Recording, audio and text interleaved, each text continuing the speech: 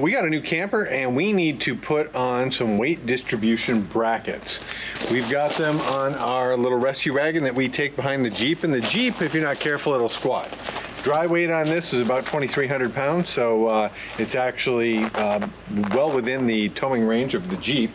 But one of the things you want to be careful with is it's sagging in the back. Now with the Jeep, we've got a 35 factory tire that's on the back. So we actually have to have an extension. So that kind of leads it to sinking a little bit more. So we're going to put those on today.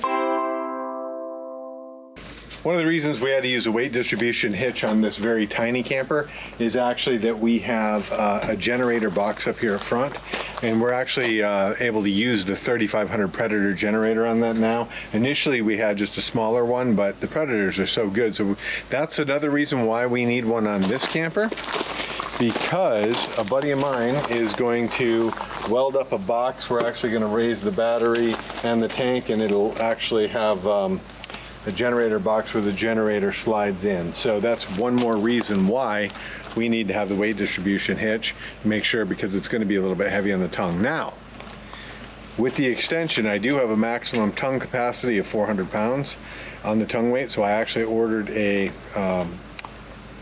weight scale for the tongue, so I'm going to make sure that we don't go over that. All right, so I ordered the weight distribution brackets because I already have the hitch and I already have everything else that I need. So I ordered the brackets from Amazon, but one mistake I made, I didn't realize they didn't come in pairs. So I'll put the link in the description below, but if you need two, you actually have to put two in your cart. I only had one in my cart. The guys at the camper place were actually going to put it on for me, and then started putting it on. They're like, you only have one. And I was like, oh. So that was no fun. But so that's why this video is being made, though. So lucky you get to find out how to do it. One nice thing about this is they do give you like a blown up instruction. So basically this is pretty self-explanatory, but I'll take you through it just to make it easy. A couple things you're going to need. You're going to need a measuring tape. You're going to need a black marker. You're going to need some 3/4 inch sockets. And if you have a driver, you can use that. If not, you can use a ratchet. And then also you need to have, if you can, a torque wrench, because you want to get those torqued to the right specs. So first thing we're going to do is we're going to go over and we're going to measure, because there's a measurement distance that you have to stay within. All right, so the first thing we need to do is measure from the center of the ball back to make sure that we put the brackets in the right place. Now, on the directions it doesn't tell you, but typically you're between 24 and 27 inches on those brackets. I've got the one set on my other little camper at 25, so that's actually what I'm going to set it on this, because that's a good range for that. I can turn as sharp as I can and it's nowhere near coming off. So again, between 24 and 27, you can look that up if you need to. It does not say it in the directions though. I'm going to use a black marker just so I make sure that I kind of am in the same spot on both sides. And I'm going to measure from the same spot, which is about the center of the ball. And the nice thing about the black marker is it really doesn't show up real well, but enough that you can actually see it. Then I'm going to come down 25 inches. And I'm going to have my assistant hold it on there just to make sure we're pretty accurate. And I'm going to put a mark at 25 inches. Then I'm going to do the same thing on the other side.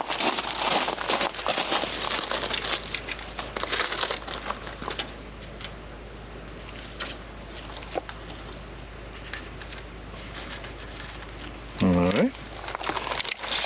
So that's step number one.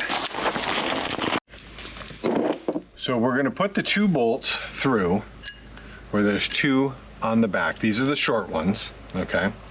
And what's going to happen is this is going to sit here, the other bolt's going to, the bracket's going to come in. So there's a place that's got one hole that's open. So that's where we're going to take our long bolt.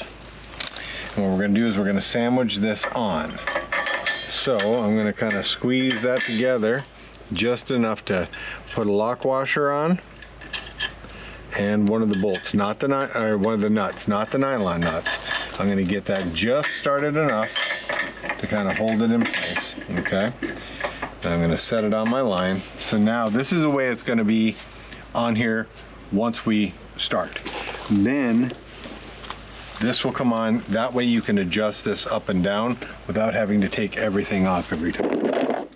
Now, the next thing we're going to do is put this bolt through, and this is the section with 4. So this is designed so depending on how, if you have a really heavy duty trailer frame, you could go all the way down to the bottom, but we're going to actually go as close to the top as we can. And we'll make sure that it countersinks here. Then we'll use a lock washer. Putting that on there. I'm just going to hand tighten those down. And I'm going to make sure I'm on my mark. Okay. I want to go ahead and torque these down, and on the directions in here it does say that you are to torque the link plate bolts to 65 foot-pounds. Okay, so we're going to go ahead and get the torque wrench set to 65 pounds, and we're going to torque those to 65 pounds. To put these on quickly initially, to get them almost to a torque, I'm going to use my little nut driver to put them on.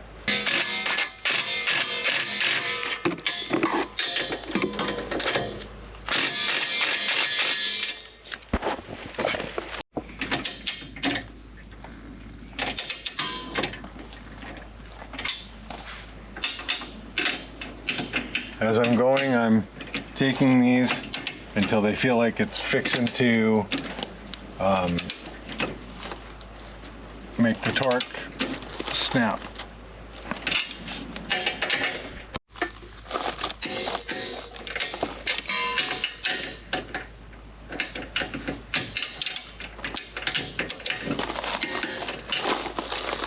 All right, so we've got those torqued to 65. Sure that's straight. All right, so then the next thing we're going to do now is put this on. So this varies depending on how you have yours. Now on my other one, I have it, I think just one above, right where this one is right now. And I'm thinking that that's going to be right, but I won't know. I may have to adjust it up or down once I hook it to the Jeep, but again, you can just pop that. You can go down, you can go all, down this far or up that far. And what that does is the higher up this is, the more that it actually lifts it up. So I'm thinking that based on the weight and everything that I'm going to have, that's going to be the right spot right there.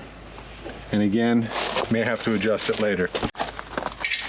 Now to connect these, we're going to use the nylon locking nuts for these, or what I usually refer to as aircraft nuts, because they use them on aircraft a lot. Because you don't want bolts coming off when you're flying through the air. Alright, and again I'm going to use my driver to get this on.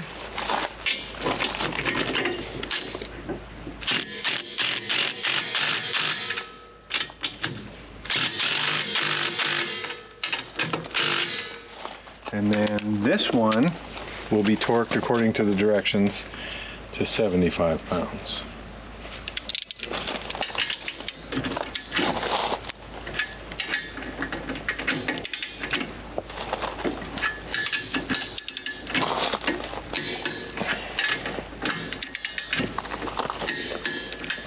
Okay, so now that's good and solid. So basically that's how you do it. But don't forget, you still have one more side to do. So because we have another one, make sure you order 2. Don't do what I did and only order 1. So the clips they supply on this one are very similar to what I have on the other, but this part is not as heavy duty, it seems. But the interesting part with this is they give you an extra place with a hole for a cotter pin. So that's actually going to be quite good, because we were on a trip and had not that particular brand of them, but I had another kind that actually came off, and that was not, you don't want your bars falling off when you're going down the road. So let me explain to you a little bit too about how this works with the weight distribution hitch. So I'm going to bring the hitch over. what I'm going to do next is go ahead and hook this to the camper, or the Jeep to the camper, and then I'm going to put the bars in and show you how this works. So I've already brought up the rear stabilizer, so I don't have to worry about that. For those of you that are new hooking up a trailer, if your ball is back a little far on this, what it does, it pushes this up and it makes it very hard to clip it in, almost impossible. So when you have the ball, even being just a little bit forward of it is okay, because it'll slide on as the Jeep or the vehicle goes down. You can see it kind of grabs, and then as I put more weight, you can see it start to move. It'll come right up in there, and then what I can do is, now I can lock this in. Now the other thing is, a lot of places will supply you with a pin, and you definitely want to use that. A lot of times I use a lock when I'm going somewhere, just so it's harder for somebody to take it off. So now, before I hook up any of the other pieces, now I'm going to actually start looking at my weight distribution. So I'm going to kind of get this out of the way so you can see a little bit better. So now what we have is, we have the hitch, and this particular one is Easy Hitch. I think it's, I can't remember the brand name, but Easy Hitch. So what you do is you push this up inside and it locks in. To release it, you pull this out and it comes out. But you see where it grabs on that lip right there. So we lock that in. Now, if you look over here, the idea is that we want to get this up on top of this. So by doing that, that's what pulls things up. So you say, well, how do I do that? Well, you got to jack the camper up with it attached to this and pull your vehicle back up. Then we'll put this on, then we'll let it back down. So what I need to do is I need to go around to the other side and go ahead and put my bar in and have that ready on the other side as well. This particular style of weight distribution hitch and anti-sway hitch is a lot better. At least I think so. I've had the other kind with the chains and the little brake thing, and I don't like the way that works. Okay, so we're about the same place over here. So now what I'm going to do is I'm going to crank this up.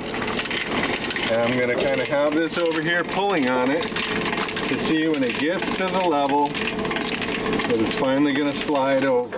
Okay, almost there. Okay, so that one just slid over.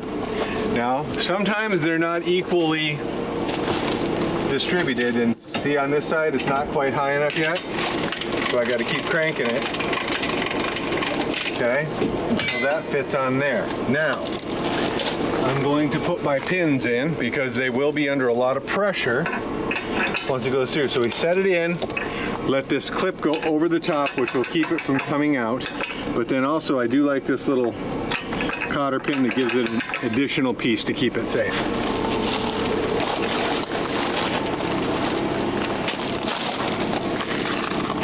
Same thing on this side. Again, we're going to lift this up, we're going to drop it in, and then we're going to put this pin in across there. Now, I'm going to come back down right now, and bring it down, and then I'm going to look and see, once the pressure is off of this, off the blocks, I want to kind of look and see, hey, where am I at? So the pressure is off the blocks. So now what I'm going to do is I'm going to go over on this side because I can get a longer distance look at it and see how it's sitting. Alright, so as I'm looking at that, that looks pretty darn good right there.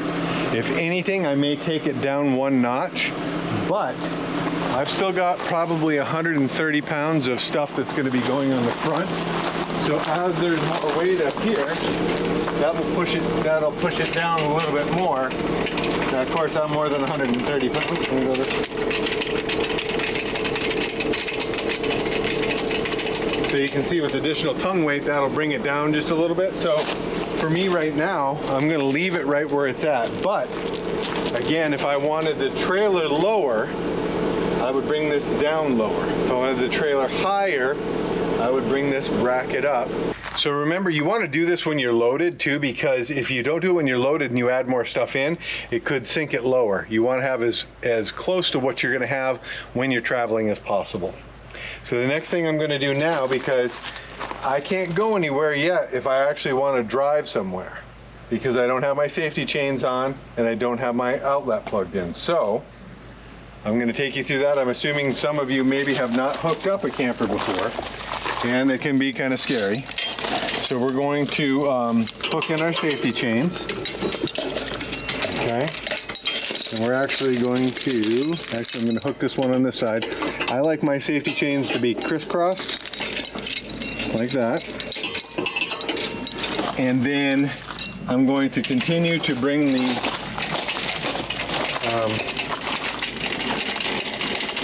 jack up. Kind of get that up to where it's at the same level as the, just right about there, about the same level as those. Pick up that nut so I don't lose it. And then the next thing I'm going to do is I'm going to hook in my safety connector.